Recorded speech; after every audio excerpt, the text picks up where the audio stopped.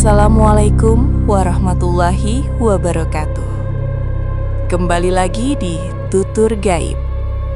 Jangan lupa subscribe, like, share, dan komen.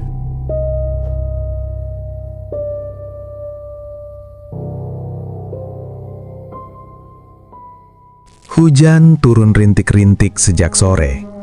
Tidak deras, namun cukup untuk membuat jalan tanah di kampung itu berubah menjadi licin dan lengket seperti lumpur yang enggan melepaskan kaki siapapun yang melangkah di atasnya. Di sebuah rumah panggung sederhana yang berdiri di ujung kampung, terdengar bunyi mesin jahit tua yang berdecit pelan. Suara itu tidak lagi stabil. Kadang tersendat, kadang berhenti mendadak. Di balik mesin jahit itu duduk seorang pria berusia hampir 50 tahun. Tubuhnya kurus, wajahnya cekung, dan matanya menyimpan kelelahan yang sudah terlalu lama dipendam. Dialah Pak Darman. Tangannya yang kasar, bekas bertahun-tahun memegang gunting dan kain, masih setia menggerakkan roda mesin jahit tua itu. Namun hari itu tidak ada kain yang benar-benar ia jahit. Hanya sisa-sisa kain lusuh, bekas perbaikan baju orang kampung yang bahkan belum tentu dibayar. Pak Darman menghela napas panjang. Mesin jahitnya berhenti. Sunyi. Ia menatap ruang kecil di depannya. Sepi. Terlalu sepi untuk ukuran sore hari. Biasanya, meski hanya 1-2 orang, akan ada yang datang membawa celana robek atau baju koyak. Tapi, sudah hampir seminggu ini, tidak ada. Sepi seperti rumah yang ditinggalkan penghuninya. Dari dalam kamar, terdengar batuk kecil. Pak Darman menoleh cepat. Ia bangkit, berjalan pelan menuju kamar yang hanya dipisahkan tirai tipis. Di dalam, seorang anak laki-laki berusia sekitar 8 tahun terbaring lemah di atas kasur tipis. Wajahnya pucat. Keringat dingin membasahi pelipisnya. "Rana?" Suara Pak Darman bergetar. Anak itu membuka mata perlahan. "Bapak?" Pak Darman mengangguk, lalu duduk di sampingnya. "Masih pusing?" tanyanya lirih. Rana tidak menjawab. Ia hanya mengangguk pelan lalu kembali terbatuk. Batuk itu kering, panjang, dan terdengar menyakitkan. Pak Darman menggenggam tangan anaknya. Hangat, terlalu hangat. Demamnya belum turun, padahal sudah 3 hari. Obat dari warung tidak lagi mempan. Ia tahu, anaknya harus dibawa ke kota, ke dokter, ke rumah sakit. Tapi uang? Pak Darman menunduk. Rahangnya mengeras. Ia tidak punya apa-apa. Bahkan untuk makan besok pun belum tentu ada. Ia berdiri perlahan, keluar dari kamar, lalu kembali duduk di depan mesin jahitnya. Matanya menatap kosong ke arah dinding bambu yang sudah mulai rapuh. Hujan masih turun. Dan entah kenapa, sore itu terasa lebih dingin dari biasanya. Keesokan harinya, Pak Darman pergi dari rumah sejak pagi. Ia mengenakan kemeja lusuh dan celana panjang yang sudah pudar warnanya. Ia mencoba mencari pinjaman kepada tetangga dan orang-orang yang ia anggap bisa membantunya. Di tangannya, ia membawa tas kecil berisi beberapa lembar kain dan alat jahit, sekadar untuk menunjukkan bahwa ia masih seorang penjahit. Ia berjalan dari rumah ke rumah, mengetuk pintu, menundukkan kepala, meminta bantuan. Namun, jawabannya selalu sama. "Maaf Pak Darman, kami juga sedang susah." Atau, "Nanti saja ya, belum ada uang lebih." Kata-kata itu seperti pisau yang perlahan mengiris harga dirinya. Tapi ia tidak punya pilihan. Demi anaknya. Siang menjelang sore, langkahnya semakin berat. Ia kemudian memutuskan pergi ke desa sebelah, mencoba menemui saudaranya yang mungkin bisa membantu memberi pinjaman uang sekadar untuk berobat anaknya. Perjalanan itu cukup jauh.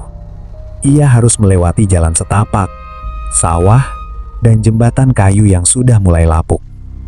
Langit mulai mendung ketika ia sampai. Namun hasilnya tetap sama. Saudaranya hanya bisa menggeleng dengan wajah tidak enak hati. "Maaf Kang, saya tidak bisa membantu. Kemarin uangnya sudah dipakai untuk gadaian sawah." Pak Darman tersenyum tipis, memaksa dirinya terlihat tegar. "Tidak apa-apa," katanya. "Saya mengerti." Padahal dalam hatinya, sesuatu mulai runtuh. Langit mulai gelap ketika Pak Darman berjalan pulang. Gerimis turun lagi. Jalanan sepi. Hanya suara langkah kakinya yang terdengar. Ia berjalan sambil menunduk.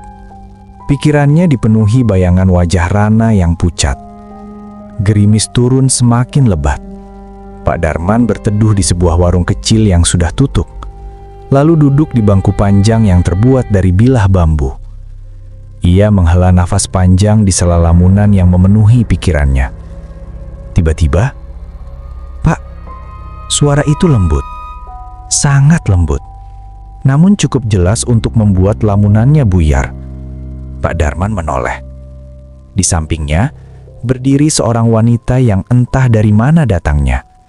Seorang wanita muda, cantik, terlalu cantik untuk berada di tempat sepi seperti itu.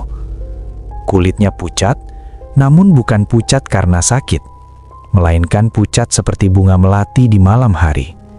Rambutnya panjang, terurai, sedikit basah oleh gerimis, dan matanya menatap lurus ke arah Pak Darman.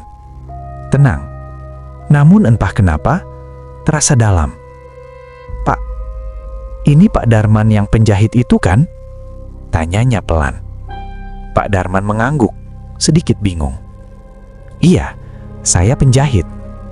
Wanita itu tersenyum tipis. "Saya butuh seseorang untuk menjahitkan baju." Pak Darman terdiam sejenak. Hatinya berdebar. Baju seperti apa, Nona?" Wanita itu melangkah sedikit lebih dekat. Namun langkahnya hampir tidak terdengar. "Sebuah gaun," katanya. "Gaun pengantin." Angin tiba-tiba berhembus pelan. Dingin.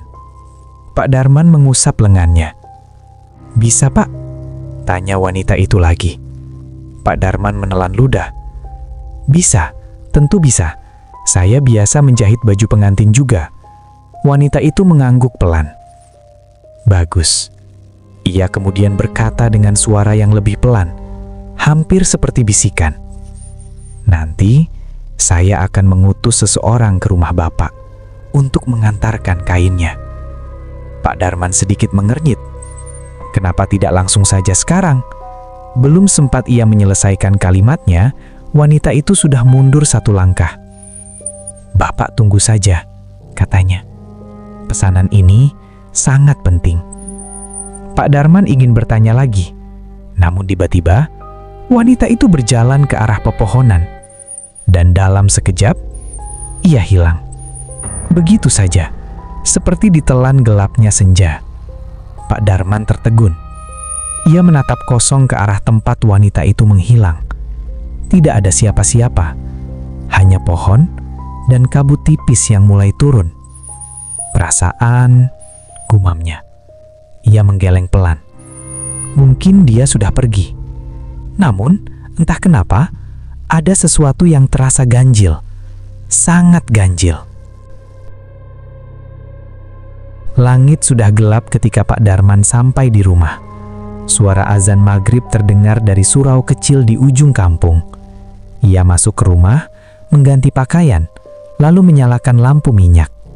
Cahaya kuning redup menyebar di dalam ruangan. Ia duduk di depan mesin jahitnya. Diam, menunggu. Entah kenapa ia merasa harus menunggu. Perkataan wanita tadi masih teringang di telinganya. Nanti, seseorang akan datang. Waktu berjalan lambat. Suara jangkrik mulai terdengar. Angin malam masuk melalui celah-celah dinding bambu. Dingin. Tiba-tiba, tok, tok, tok. Suara ketukan pintu. Pak Darman tersentak. Jantungnya berdegup lebih cepat. Ia berdiri perlahan. Langkahnya pelan menuju pintu. "Siapa?" tanyanya. Tidak ada jawaban. Hanya suara angin. Tok, tok, tok. Ketukan itu terdengar lagi. Lebih pelan, lebih dalam. Pak Darman menelan ludah. Tangannya gemetar saat membuka pintu. Dan di sana berdiri seorang wanita yang tua. Tubuhnya kurus, punggungnya sedikit berbungkuk. Rambutnya putih panjang, tergerai tidak teratur. Dan matanya menatap lurus ke arah Pak Darman. Tenang, namun entah kenapa terasa dalam. "Saya yang diutus," katanya pelan. Suaranya serak, seperti berasal dari tenggorokan yang kering. Pak Darman terdiam. Wanita tua itu mengangkat sebuah bungkusan kain dari tangannya. "Kainnya," katanya. "Kain untuk gaun pengantin." Pak Darman menerimanya, dan saat tangannya menyentuh kain itu, ia langsung merasakan sesuatu. Dingin. Bukan dingin biasa, dingin yang menusuk sampai ke tulang. Namun bersamaan dengan itu, aroma melati yang sangat harum menyebar. Aneh, indah, tapi juga menyesakkan. "Namaku Sumi," kata wanita tua itu. "Tapi orang-orang memanggilku Mak Sumi." Pak Darman mengangguk kaku. Mak Sumi menatapnya lekat-lekat. Gaun itu harus diantar saat malam purnama. Itu berarti gaun itu harus selesai dalam 3 malam. Tidak boleh lebih. Pak Darman terkejut. 3 malam? Itu terlalu... Mak Sumi mengangkat tangannya, menyelah. "Antarkan gaun itu ke desa sebelah tepat saat purnama. Kalau selesai, upahnya besar." Ia kemudian mengeluarkan beberapa keping koin tua, berwarna kusam, tapi jelas bukan uang biasa. Mak Sumi meletakkannya di tangan Pak Darman. "Ini uang muka." Pak Darman menatap koin itu dengan mata membesar. Tangannya gemetar. Ini asli?" Mak Sumi tersenyum tipis. "Lebih dari cukup untuk mengobati anakmu." Pak Darman terdiam. Jantungnya berdegup keras. Namun, lanjut Mak Sumi pelan. "Ada syaratnya." Ruangan tiba-tiba terasa lebih dingin. "Selama menjahit, jangan pernah berhenti sampai malam berganti." Dan ia mendekat, sangat dekat, hingga Pak Darman bisa mencium bau tanah basah dari tubuhnya. "Apapun yang kau lihat, jangan digubris." Pak Darman menelan ludah. "Bagaimana? Apa kau sanggup?" Mak Sumi tersenyum. Senyum yang tidak hangat. "Kalau kau tidak sanggup," bisiknya, "sebaiknya kau tidak pernah menerima pesanan ini." Sunyi.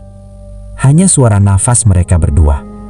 Pak Darman memandang ke dalam rumahnya, ke arah kamar tempat Rana terbaring, lalu kembali ke koin emas itu. Dan akhirnya ia mengangguk. Saya sanggup." Mak Sumi mundur perlahan. "Bagus," katanya. Ia berbalik dan berjalan pergi ke dalam gelap. Langkahnya pelan, namun anehnya tidak terdengar suara kaki sama sekali. Pak Darman berdiri di ambang pintu, menatap ke arah kegelapan, sampai sosok itu benar-benar hilang. Lalu ia menutup pintu. Perlahan, ia kembali ke meja jahit, menatap kain sutra merah hati itu. Kain itu tampak berkilau dalam cahaya lampu minyak. Indah, namun entah kenapa, seperti hidup. Pak Darman menarik nafas panjang, lalu menggelar kain di atas meja yang biasa dipakai untuk membuat pola. Tangannya mulai menggerakkan gunting tua yang sudah bertahun-tahun menemaninya selama menjadi tukang jahit. Gerakannya terlihat terampil, menggambarkan sisa-sisa kejayaannya sebagai seorang penjahit di masa lalu. Dan malam pertama pun mulai. Malam pertama itu dimulai dengan keheningan yang terasa tidak wajar.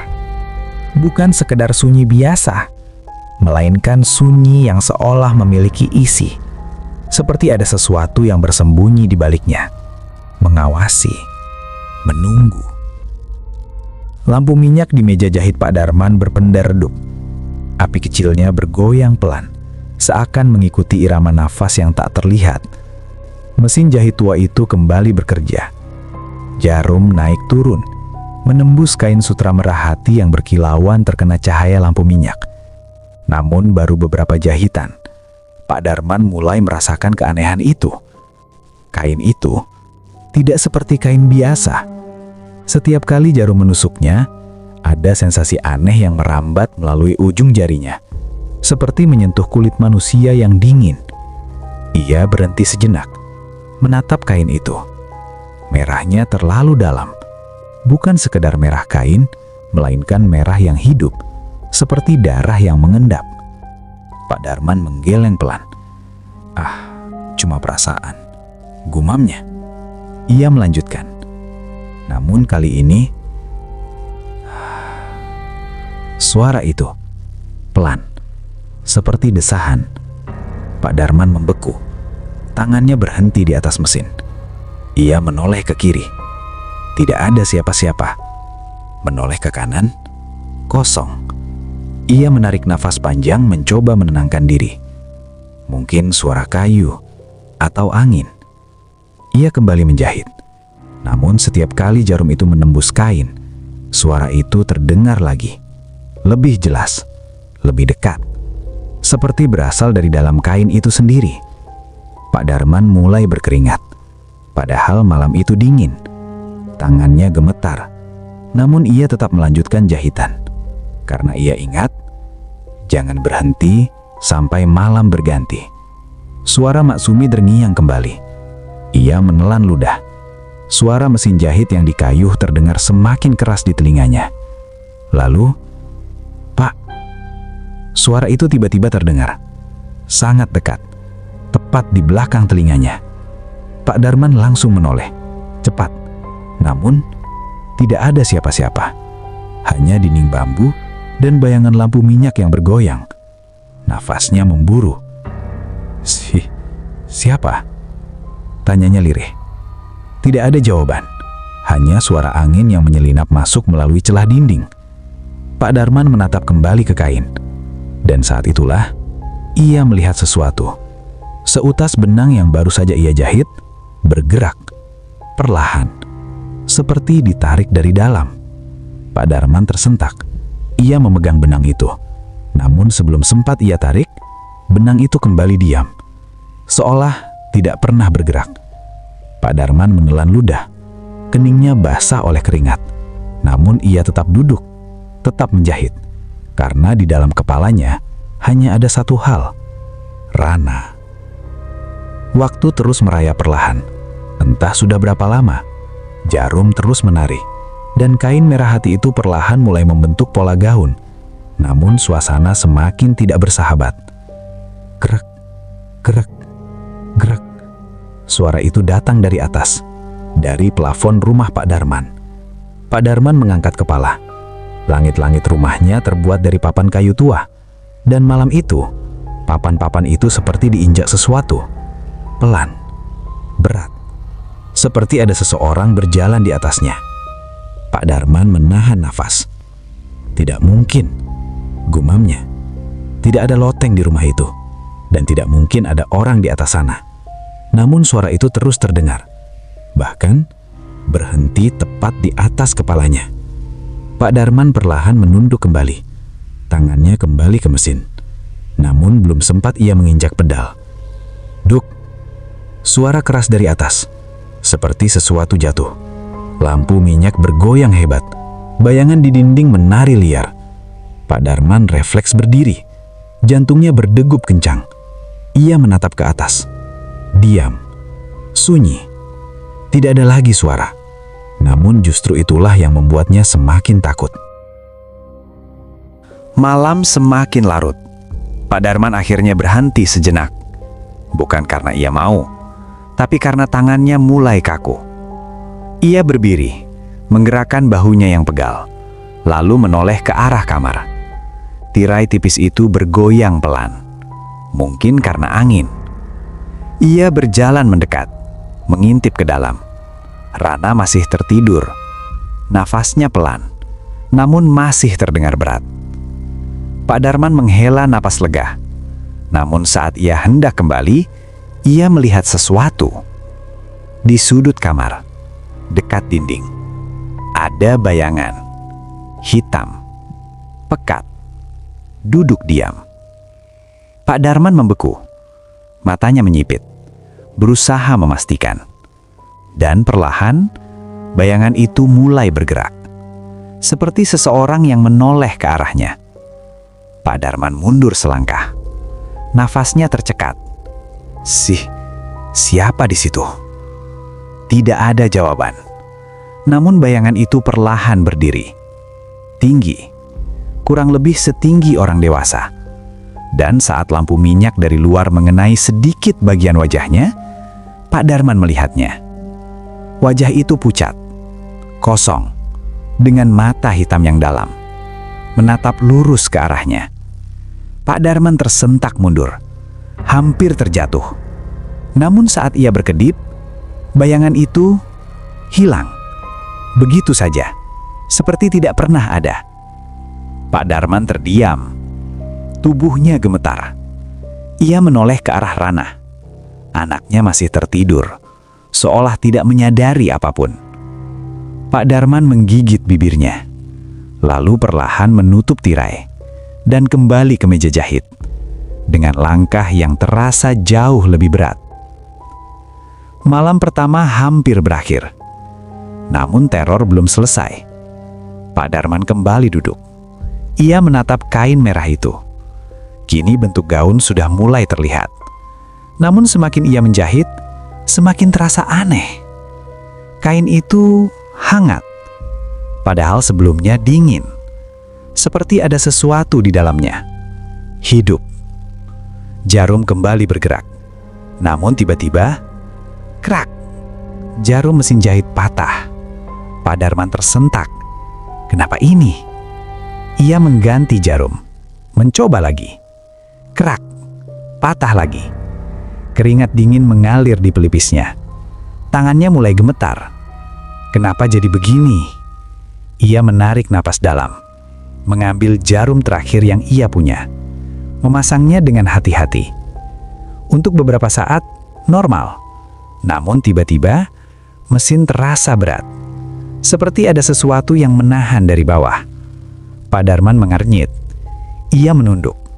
Dan saat itulah, jantungnya seperti berhenti. Dari bawah kain itu, muncul sebuah tangan. Pucat, kaku, dengan jari-jari panjang yang mencengkram kain yang sedang ia jahit. Pak Darman membeku. Matanya membesar.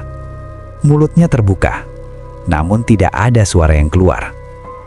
Tangan itu perlahan bergerak, mengikuti arah jahitan.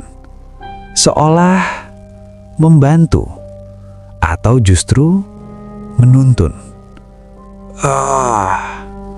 Suara rintian terdengar lagi. Lebih jelas, lebih dekat, tepat di depan wajahnya. Pak Darman ingin lari, ingin berteriak. Namun bayangan wajah Rana kembali muncul di pikirannya.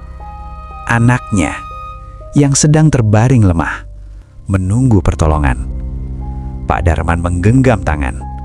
Matanya terpejam sesaat. Lalu, ia kembali menginjak pedal mesin jahit. Dengan tangan itu masih di sana, masih mencengkram kain, masih bergerak pelan. Pak Darman menjahit, dengan napas tersengal-sengal, dengan keringat dingin yang mengalir deras, dengan rasa takut yang hampir melumpuhkan. Namun ia tidak berhenti, tidak boleh berhenti, karena malam pertama belum berakhir. Dan ia tahu, ini baru permulaan. Lampu minyak bergetar pelan. Api kecilnya hampir padam. Di luar angin malam berdesir lebih kencang. Dan di dalam rumah itu, seorang lelaki tua terus menjahit gaun pengantin. Untuk sesuatu yang bukan dari dunia manusia. Fajar datang tanpa benar-benar membawa ketenangan. Pak Darman tidak tidur, sedetik pun tidak. Begitu ayam pertama berkokok, ia hanya berhenti menjahit, bukan karena ingin, tetapi karena tubuhnya sudah tidak sanggup lagi bergerak. Matanya merah. Kelopak matanya berat seperti ditarik ke bawah oleh beban yang tak kasat mata. Namun pikirannya masih terjebak di malam tadi. Tentang suara rintihan, tentang bayangan hitam, tentang tangan pucat yang keluar dari dalam kain.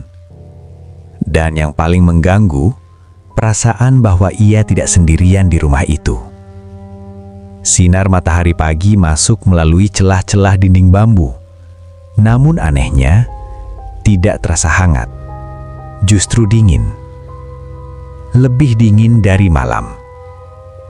Pak Darman duduk di depan mesin jahitnya, menatap gaun yang sudah mulai terbentuk. Separuh jadi. Bentuknya indah. Terlalu indah untuk ukuran hasil kerja satu malam. Jahitannya rapi. Presisi. Seolah bukan dikerjakan oleh tangan manusia biasa. Pak Darman mengerenyit. Apa aku yang membuat ini? Gumamnya. Ia tidak ingat kapan ia menjahit bagian-bagian tertentu. Seperti ada waktu yang hilang. Atau seseorang yang membantu. Tiba-tiba, "Bapak!" Suara itu membuatnya tersentak. Ia menoleh cepat ke arah kamar. Rana, anaknya sudah bangun. Namun wajahnya masih pucat. "Bapak, tadi malam ada siapa di sini?" Tanya Rana lirih. Pak Darman terdiam. "Ada suara orang nangis," lanjut anak itu. "Dekat sekali." Pak Darman menelan ludah. Ia memaksakan senyum. "Tidak ada siapa-siapa. Mungkin kamu mimpi." Rana menggeleng pelan. "Bukan mimpi, Pak." Kalimat itu membuat dada Pak Darman terasa sesak. Namun ia tidak menjawab. Ia hanya mengusap kepala anaknya, lalu berdiri. Hari itu, ia tidak keluar rumah. Ia tidak berani. Ia hanya duduk, menatap gaun merah itu. Seakan benda itu bisa menatap balik dirinya. Langit mulai berubah jingga. Hari perlahan tenggelam. Dan bersama itu, perasaan takut yang tadi sempat meredah, kembali merayap naik. Pak Darman menyalakan lampu minyak lebih awal. Tangannya gemetar.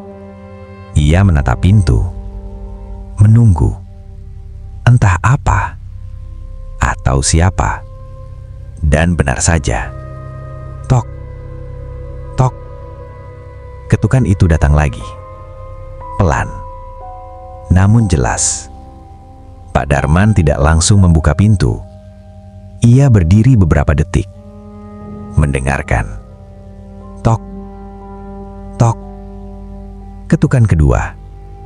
Lebih lambat. Seperti orang yang tidak terburu-buru. Pak Darman akhirnya membuka pintu.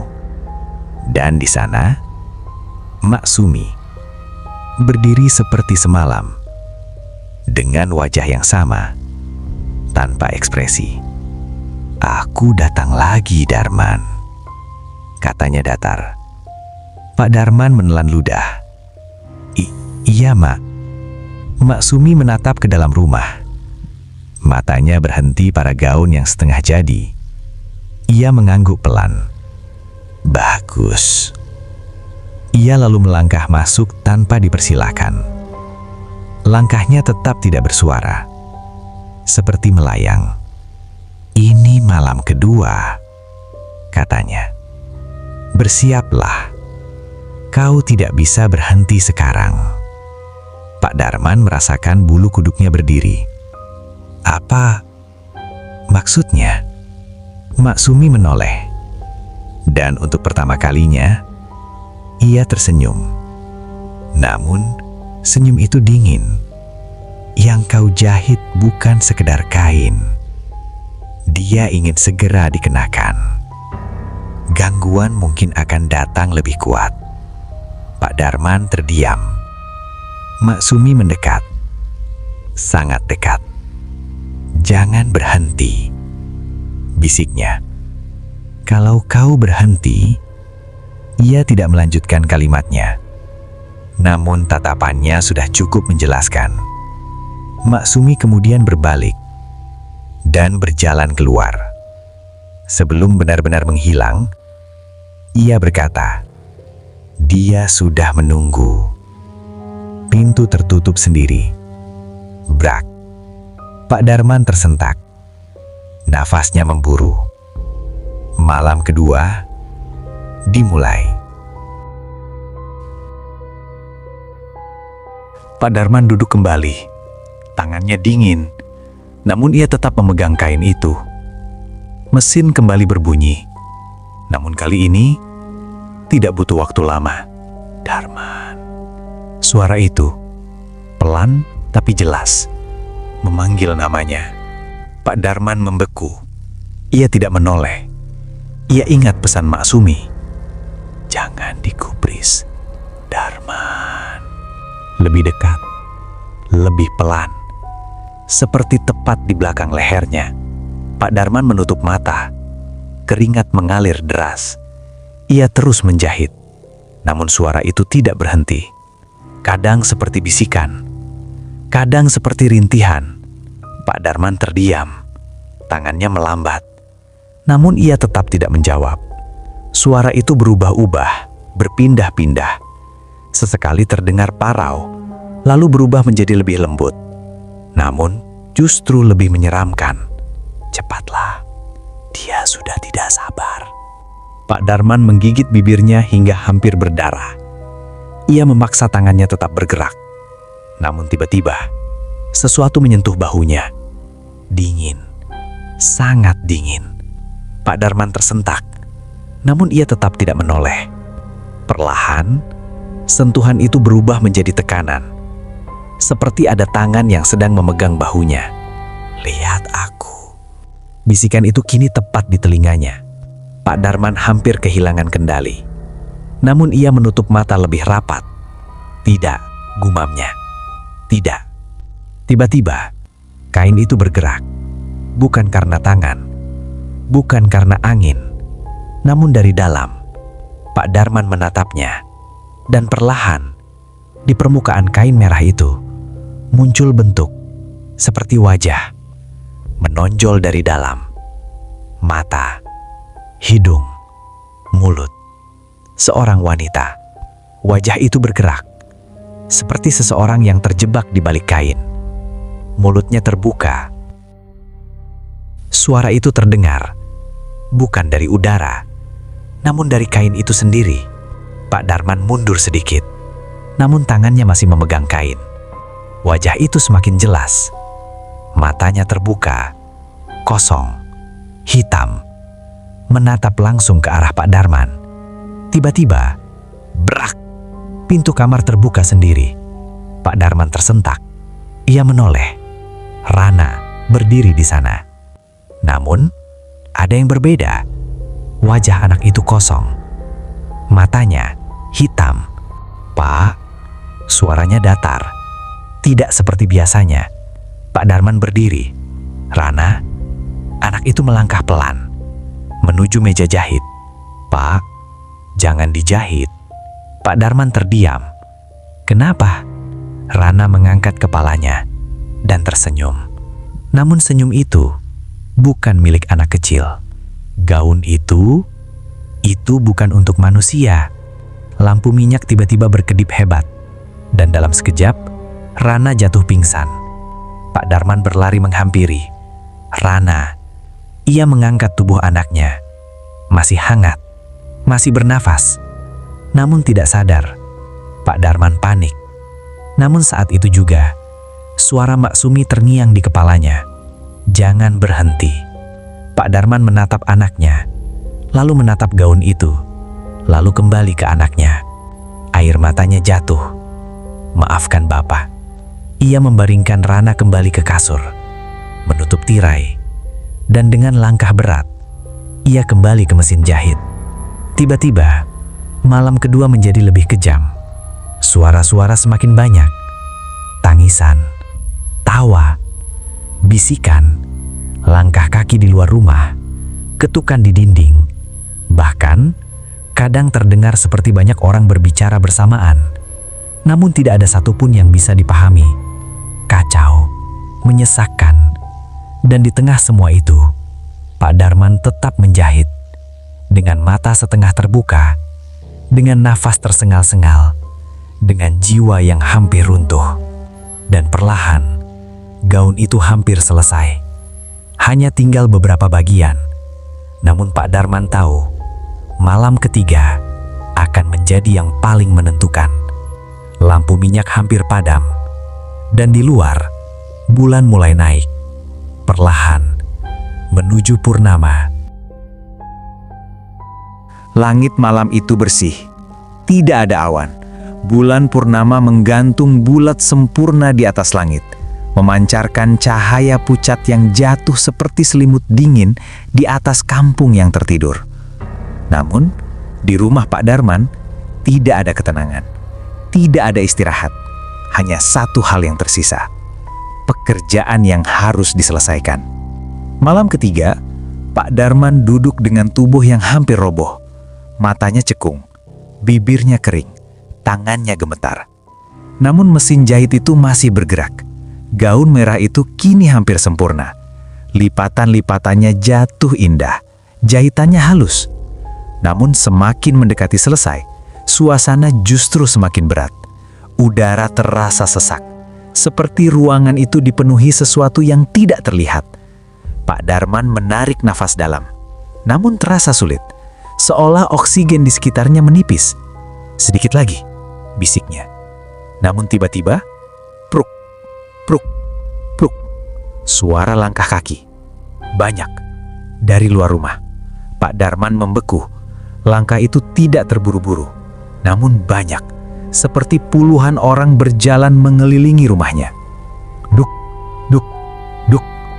Lantai bergetar pelan, dinding bambu berderit. Pak Darman menatap pintu, tidak berani bergerak. Namun suara itu berhenti dan berubah menjadi tok, tok, tok. Ketukan, serempak, dari semua sisi rumah, dari pintu, dari jendela, dari dinding. Pak Darman memejamkan mata. Jangan berhenti. Ia kembali menjahit dengan nafas yang semakin berat. Buka. Suara itu datang dari luar. Banyak suara, bercampur, lirih namun jelas. Buka, buka, buka. Pak Darman menggigit bibirnya. Ia tidak menjawab. Ia tidak bergerak. Ia hanya menjahit. Namun tiba-tiba, salah satu jendela terbuka sendiri. Angin dingin masuk, lampu minyak hampir padam, dan di balik jendela ada wajah. Satu, lalu dua, lalu banyak. Wajah-wajah pucat, dengan mata kosong, menatap ke dalam, menatap Pak Darman. Mulut mereka terbuka, namun tidak ada suara. Hanya tatapan, kosong, dalam. Pak Darman merasakan tubuhnya lemas, namun tangannya tetap bergerak. Dan saat jarum terakhir menembus kain, semua suara itu berhenti. Seketika, sunyi, total. Pak Darman berhenti, tangannya terdiam di atas mesin. Gaun itu selesai, sempurna. Dan saat itu juga, lampu minyak menyala lebih terang. Angin berhenti, semua kembali normal.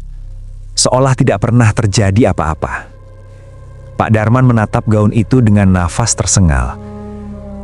Sudah selesai? Suara itu keluar seperti bisikan.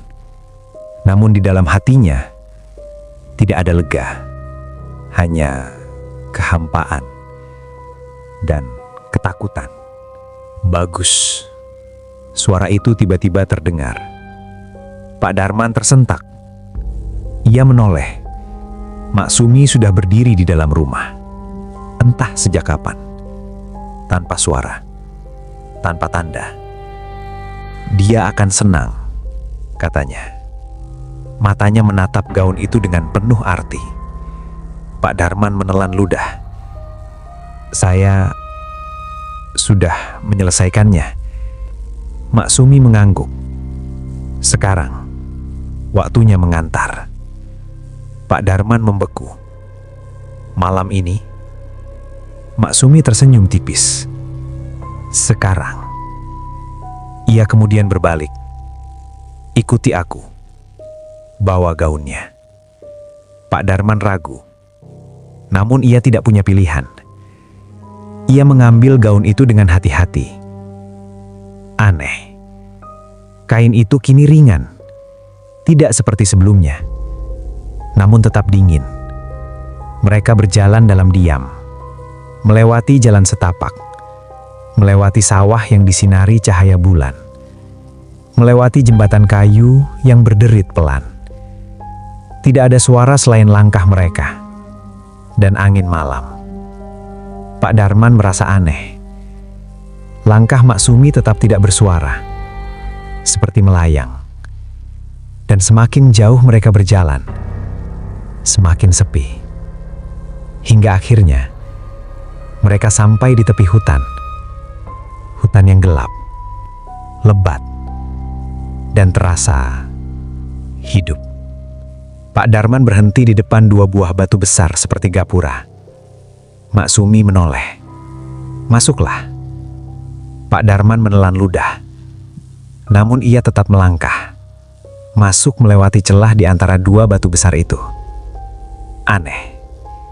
Begitu ia melewatinya, yang ia lihat bukanlah hutan gelap seperti yang ia bayangkan, tapi seperti sebuah perkampungan. Meskipun tetap terdapat banyak pepohonan. Suasana tampak temaram, meski di situ bulan tidak terlihat. Rumah-rumah panggung tampak berjejer di sepanjang jalan setapak yang cukup besar. Bentuknya sama, namun terlihat sepi, seperti tidak ada penghuninya. Pak Darman terus berjalan mengikuti Maksumi. Semakin jauh masuk ke dalam perkampungan aneh itu. Samar-samar dari kejauhan terdengar suara gamelan. Lembut dan ritmis. Semakin dalam mereka berjalan, Pak Darman mulai melihat cahaya di kejauhan. Seperti lampu-lampu atau obor. Dan ketika mereka sampai, Pak Darman tertegun. Di tengah hutan itu, ada sebuah tenda besar, megah, dihiasi kain-kain merah. Dan di sekitarnya, banyak orang. Berdiri, duduk, berbaris. Seperti tamu undangan. Namun, tidak ada yang bersuara. Tidak ada tawa. Tidak ada percakapan. Semua diam. Hanya suara gamelan yang mengalun, datar, dan lembut. Pak Darman merasakan bulu kuduknya berdiri. Ia menatap wajah-wajah itu. Pucat, kosong. Dan saat mereka semua menoleh, serempak, menatap Pak Darman, ia hampir jatuh. Namun Maksumi menahan lengannya. Jangan takut, katanya pelan. Ini pesta. Pak Darman tidak menjawab. Ia tidak bisa. Di tengah tenda, ada sebuah kursi di atas panggung kecil, seperti singgasana. Dan di sana, duduk seorang wanita.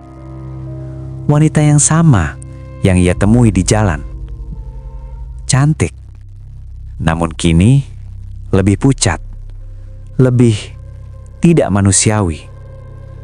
Matanya dalam, seperti tidak memiliki dasar. Pak Darman, suaranya lembut, namun menggema, seperti berasal dari banyak arah sekaligus. Pak Darman gemetar. Ia mendekat perlahan, dengan tangan yang masih memegang gaun. Nyai Kenanga berdiri, gerakannya anggun, namun tidak alami, seperti boneka yang digerakkan oleh sesuatu yang tak terlihat. "Kemarikan gaunku," katanya pelan. Pak Darman menyerahkannya. Tangannya hampir tidak bisa bergerak. Nyai Kenanga menerima gaun itu dan tersenyum. Gaun yang indah. Ia menatap Pak Darman. "Terima kasih, Pak Darman." Senyum itu tidak hangat, namun tidak juga menakutkan. Hanya kosong. Maksumi maju, membawa sebuah kantong. Ia menyerahkannya kepada Pak Darman. "Ini upahmu." Pak Darman menerimanya. Berat, sangat berat. Ia membuka sedikit, dan matanya membesar. Koin emas, permata, banyak. Lebih dari yang pernah ia bayangkan. Ini terlalu banyak. Nyai Kenanga menggeleng pelan. Tidak, ini sepadan. Ia kemudian berkata, "Sekarang makanlah dulu. Nikmatilah hidangan yang ada."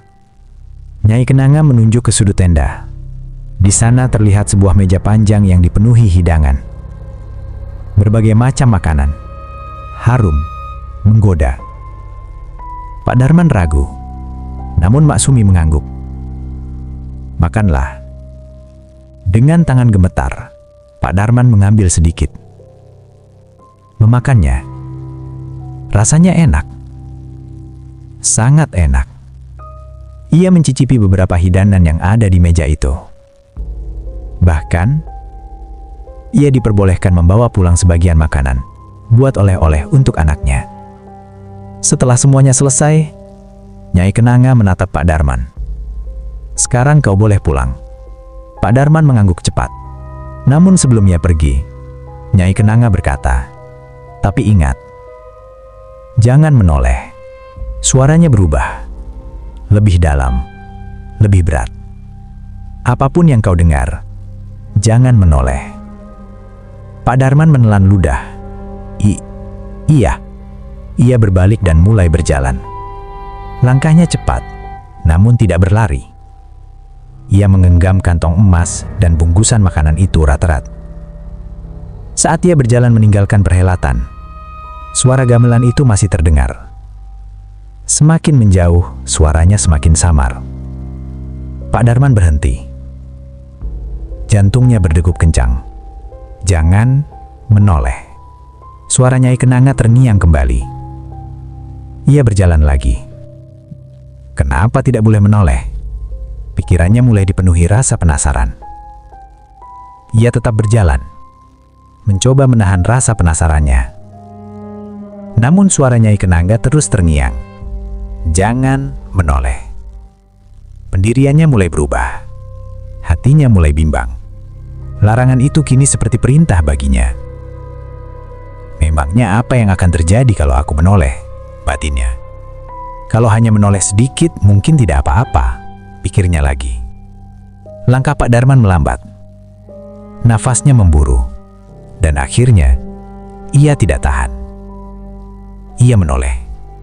Dan saat itu juga, semua berubah. Kampung itu hilang. Suara gamelan lenyap. Ia berdiri dalam kegelapan total. Tidak ada jalan. Tidak ada suara. Hanya dirinya dan nafasnya sendiri. Pak Darman panik. "Maksumi?" Tidak ada jawaban.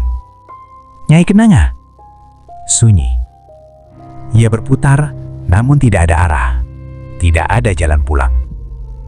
Hanya bayangan hitam pohon-pohon besar dan semak belukar di tengah kegelapan.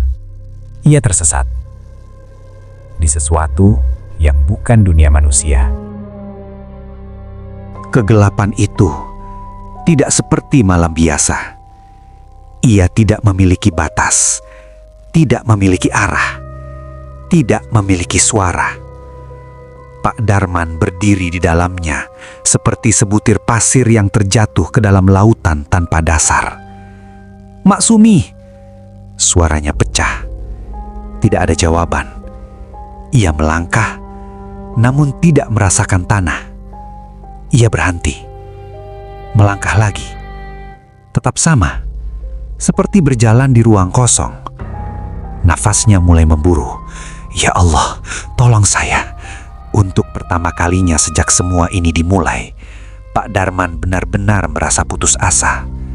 Bukan karena miskin, bukan karena takut, namun karena ia sadar ia telah melanggar satu-satunya pesan yang diberikan kepadanya. Jangan menoleh, dan ia telah melakukannya. Di tengah kebingungan yang hampir membuatnya putus asa, tiba-tiba, "Pak!" sebuah suara terdengar memanggilnya.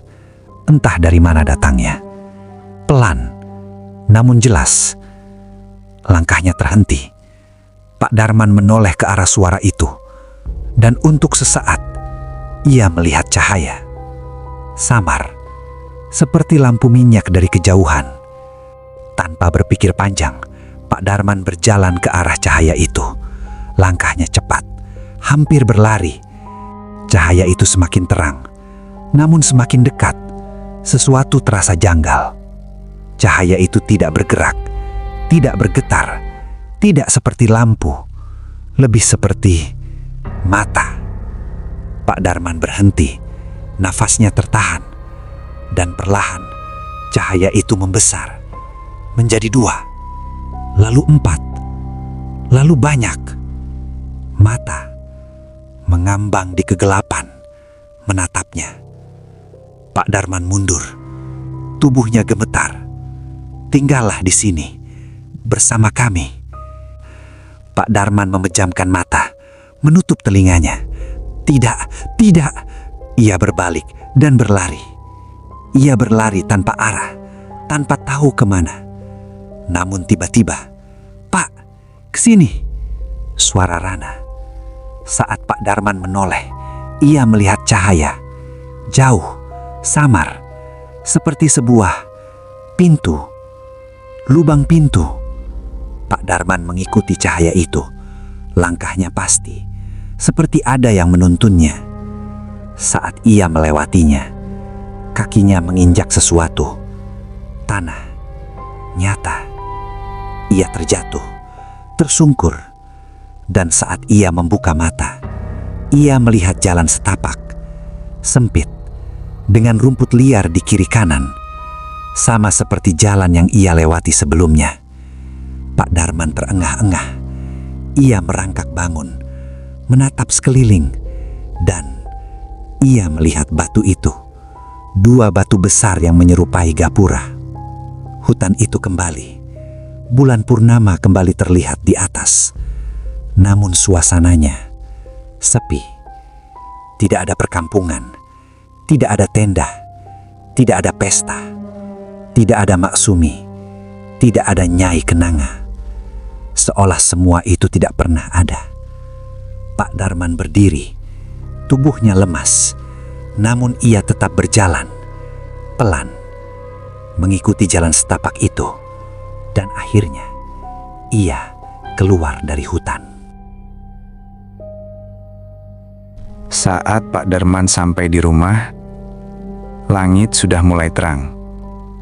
Ayam berkokok, udara pagi terasa dingin, namun nyata, sangat nyata.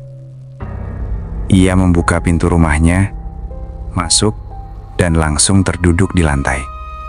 Napasnya masih tidak beraturan. Ia menatap tangannya, masih menggenggam kantong itu. Kantong berisi emas, masih ada. Nyata, bukan mimpi. Ia kemudian teringat sesuatu. Makanan. Ia membuka kantong kecil bungkusan makanannya dan membeku. Isi kantong itu bukan makanan, melainkan daun kering, tanah, dan potongan kayu kecil. Pak Darman menatapnya dengan mata kosong, lalu tertawa kecil. Tawa yang lebih mirip kelelahan daripada bahagia. Ya, tentu saja. "Pak?" Suara itu membuatnya tersentak. Ia menoleh cepat. Rana berdiri di ambang kamar.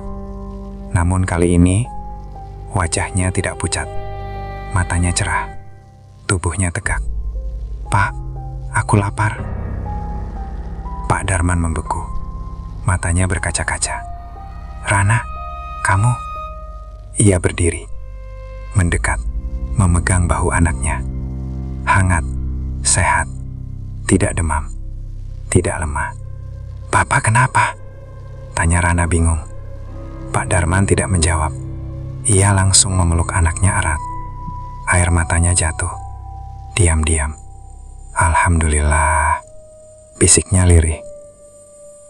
Hari-hari berikutnya berubah cepat. Pak Darman menjual sebagian kecil dari koin emas itu di kota. Dan benar, itu emas asli. Bernilai sangat tinggi. Cukup untuk biaya pengobatan Rana, cukup untuk memperbaiki rumahnya, cukup untuk membeli mesin jahit baru, yang halus, yang tidak lagi berdecit. Dan perlahan, kehidupan Pak Darman berubah. Ia tidak lagi kekurangan. Orderan datang, rezeki mengalir. Namun ia tidak pernah lupa dari mana semua itu berasal. Meski hidupnya membaik, ada satu hal yang tidak pernah benar-benar hilang. Malam dan bau melati. Kadang, saat ia sedang duduk di depan mesin jahit barunya, ia mencium aroma itu. Harum, lembut, namun dingin. Ia akan berhenti, menoleh perlahan, dan sesaat ia merasa seperti tidak sendirian. Seperti ada seseorang yang berdiri di belakangnya, mengawasi, menunggu. Namun saat ia benar-benar menoleh, tidak ada siapa-siapa, hanya bayangan dan keheningan. Pak Darman tidak pernah menceritakan kejadian itu kepada siapapun. Tidak sepenuhnya, hanya sebagian kecil. Sebatas yang bisa diterima akal manusia. Namun dalam hatinya, ia tahu, ia pernah menjahit sesuatu yang bukan milik dunia ini. Ia pernah menerima bayaran dari tangan yang tidak hidup. Dan ia pernah melihat pesta yang tidak memiliki suara. Sejak saat itu, Pak Darman berubah. Ia menjadi lebih dermawan. Ia sering membantu anak yatim, memperbaiki makam-makam tua di desa, membersihkan kuburan yang terlantar. Seolah ia ingin membayar sesuatu yang tidak pernah diminta, namun terasa ada. Dan pada malam-malam tertentu, saat bulan purnama kembali muncul, dan angin malam berhembus pelan, Pak Darman kadang duduk sendirian di depan mesin jahit lamanya, yang tidak pernah ia buang. Ia akan menatapnya lama, diam. Lalu, aroma melati itu kembali datang, lebih kuat dari biasanya. Dan di dalam keheningan itu, kadang sangat pelan, hampir tidak terdengar. Ia seperti mendengar suara, lembut, halus, berbisik di telinganya. "Terima kasih, Pak Darman." Pak Darman tidak pernah menjawab. Ia hanya menunduk dan berdoa, karena ia tahu, tidak semua kebaikan datang dari dunia yang bisa kita pahami. Terima kasih sudah mendengarkan kisah ini sampai selesai. Jika kalian suka cerita-cerita seperti ini, silahkan klik tombol like. Jangan lupa subscribe, nyalakan loncengnya, tinggalkan komentar, dan share ke teman-teman dan sosial media kalian. Semoga kita semua selalu dalam lindungan Allah Subhanahu wa Ta'ala, diberi kesehatan dan dilancarkan rezekinya. Amin ya Rabbal Alamin. Sampai jumpa di kisah berikutnya. Wassalamualaikum warahmatullahi wabarakatuh.